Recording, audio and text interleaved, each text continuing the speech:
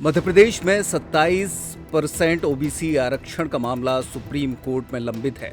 इस मुद्दे की सोमवार को सुप्रीम कोर्ट में सुनवाई होनी है। इससे पहले प्रदेश कांग्रेस अध्यक्ष जीतू पटवारी ने सरकार पर जमकर हमला बोला है। पटवारी ने ओबीसी महासभा की राष्ट्रीय कोर कमेटी के सदस्य और सुप्रीम कोर्ट के वकील वरुण ठाकुर के साथ प्रेस कॉन्फ्रेंस की।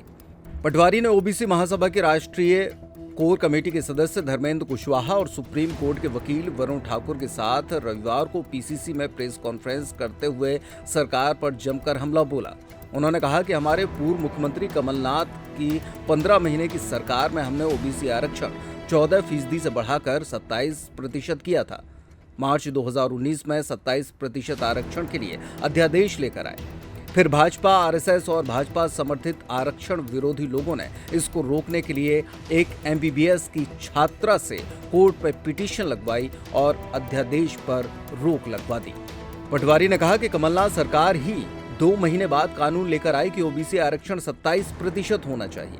यानी कांग्रेस पार्टी ने सरकार में रहते हुए विधायिका से 27% आरक्षण लागू कराया, लेकिन जब कार्यपालिका को उस कानून का पालन कराना था, उसी दौरान हमारी सरकार चली गई। उसके बाद ओबीसी को 27% आरक्षण ना मिले, इसके लिए सारे विरोधी एकजुट हो गए। जीतू पटवारी ने कहा कि मध्य प्रदेश में ओबीसी वर्ग को 27% आरक्षण देने की बजाय सरकार लगातार उन्हें धोखा दे रही है। भाजपा सरकार ने कोर्ट का बहाना बनाकर इस कानून पर अमल नहीं किया। उन्होंने कहा कि भाजपा सरकार ने कुछ नौकरियों में तो 27% आरक्षण दिया, लेकिन कई भर्ती प्रक्रियाओं में फिर से 14% ही लागू किया। यानी जब चुनाव आता है तब भाजपा सरकार आरक्षण लागू कर देती है और बाद में उसे रोक देती है। ये सिर्फ दिखावा है। पटवारी ने मध्य प्रदेश के महाधिवक्ता प्रशांत सिंह पर आरोप लगाया कि उन्होंने सरकार के इशारे पर कोर्ट के मामले को उलझाया और करोड़ों रुपए फीस लेकर ओबीसी वर्ग के हक को रोका है। जब सुप्रीम कोर्ट ने कहा है कि ओबीसी आरक्षण पर किसी भी तरह की कानूनी रोक नहीं है, तब भी सरकार बहाना बनाकर मामले को टाल रही है। जीतू पटवारी ने कहा कि जातिगत जनगणना होना बेहद जरूरी है ताकि हर जाति की सही भागीदारी तय हो।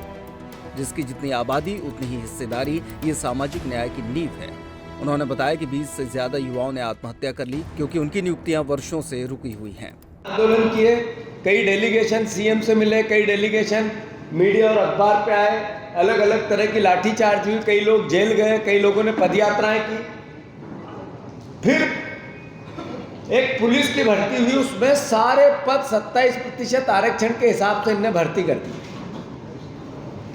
अब फिर से पुलिस की भर्ती आई थोड़े दिन पहले, फिर 27% और 14% की रोक लगा दी। मतलब ये सरकार है कि सर्कस।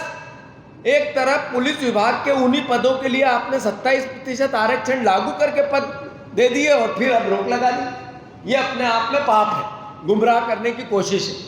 ऐसे ही सब इंजीनियर का एक एग्जाम हुआ था जिसमें भी सिविल इंजीनियर के सब इंजीनियर, तो इनकी भी इसी तरीके से नियुक्ति हो गई और अब वापस रोक लग गई। मतलब इनको जब जो सहूलियत मिल जाती, चुनाव आया था तो ये नियुक्तियां दे दी लोगों को गुमराह करने के लिए, उसके पहले भी रोक दिया था, उसके बाद भी रोक। मतलब वोट मिलना चाहिए हमें, आंखों में धूल झोंक। अभी शिक्षा विभाग वो सारी लिस्ट वर्ग के लोग जिनको नौकरी मिलनी थी और इस पूरी बीजेपी के पाप के कारण नहीं मिल पा रही है, उन्होंने करीब 22 लोगों ने आत्महत्या कर, करीब कई लोगों के घर परिवार बर्बाद हो रहे हैं, कई लोगों की शादियां तय हो गई थी वो टूट गई है। ऐसे कई परिवार की महिलाएं बहनें आई है जिनकी यातनाओं की पराकाष्ठा है। कई बाल कटवा रही है, कहीं अलग अलग तरह के आंदोलन। उनको भी बीजेपी तानाशाही पूर्ण तरीके से कैसे उसको दबंगई से समाप्त करवाए, वो हमने सबने देखा है। कांग्रेस पार्टी ने निर्णय लिया है कि इस पूरी घटनाक्रम में जो सरकार ने फीस दी जिस वकील को, जिसने ये ओबीसी आरक्षण रोकने में अपनी भूमिका निभाई, उसके खिलाफ हम लोकायुक्त में शिकायत करें। जिसको इतनी बड़ी बड़ी फीस दी और पुलिस की भी फीस उसको और चोर की भी फीस उसको, ये कैसे संभव? अगर नर्सिंग घोटाले में जितना बड़ा कांड हुआ तो सरकार की पैरवी भी वो कर रहे हैं और जो नर्सिंग के काउंसलिंग है उसकी पैरवी भी वो कर रहे हैं। दोनों की पैरवी एक आदमी कैसे कर सकता है? तो ये सवाल अपने आप में बहुत गंभीर है। सरकार संवैधानिक संकट खुद ने खड़ा कर लिया। कि जो लायर हाई कोर्ट में केस निपट सकते थे खुद सुप्रीम कोर्ट लेके गए। यानी मैसेज क्या था कि हम आरक्षण को लागू नहीं होने देंगे, कानून को, ओबीसी के 27% को लागू नहीं होने देंगे। मैं मानता हूं इसके खिलाफ जन जागरण हम ओबीसी महासभा के माध्यम से पूरे प्रदेश में ओबीसी के साथियों के साथ करेंगे। और अंत में अभी जो भर्ती हुई है इसमें भी 14%, अभी जो भर्ती हो रही है उसमें भी 14% दिया जा रहा है, वो 27% करें। और कल जो कोर्ट में पिटीशन लगी उसकी सुनवाई है, उसका हम ध्यान दे रहे हैं और पूरी ताकत से कांग्रेस पार्टी भी उसमें एक पार्टी बनने की कोशिश करेगी। धन्यवाद।